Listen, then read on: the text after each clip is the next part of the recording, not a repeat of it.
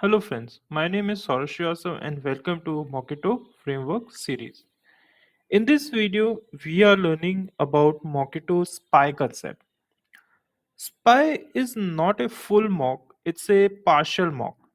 It helps in interacting with an object like a mock.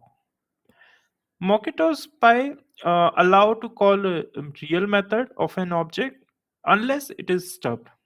If we stub a object, we can define how we want to call the method. Unless we don't stub it, we can call the real method of the object. So following are some ways to create a spy of an object. First is same as mock method. We have a spy method. We can spy our any object. It does not take any object or class like mock method. Instead, it takes an instance as an input. So here in the example, we can see that it's taking new array list, and in mock it was taking array list dot class.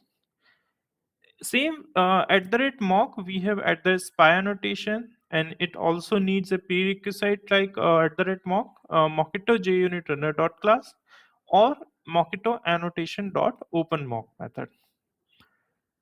In Spring Framework, we also can use spy bean annotation to create a spy of an object and inject it in our application context. It also needs Spring Runner dot class in JUnit 4 and Spring Extension dot class in JUnit 5. Here I am mocking an employee repository with the help of spy bean. So it is giving me an employee repo spy. So let us understand more about spy functionality in Mockito by code.